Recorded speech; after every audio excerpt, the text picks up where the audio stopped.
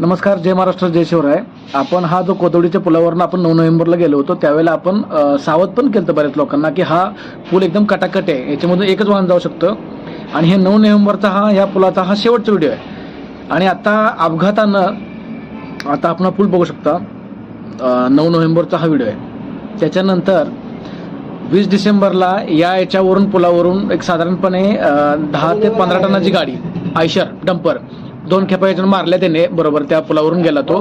तिसऱ्या खेपाला या पुलावरून बरोबर गाडी जायला आणि बरोबर अपघात झाला आणि तो पूल पडला. मालकाने सांगितलं होतं की ह्या रोडने जाऊ नको, दुसरा एक पर्यायी मार्ग आहे दिडगर ते हातवे, हा पर्यायी मार्ग आहे, 5 किलोमीटर अंतर वाढतं, त्याहून जाता आलं असतं. आणि या पुलाला साधारणपणे 35 ते 42 वर्ष झालेत. त्यावेळेला सार्वजनिक बांधकामाची डागडुजी केली, पण आपण पाहू शकता नुसतं थोकपट्टी केलं आहे. याच्या एका वेळेला एकच वाहन बसतं.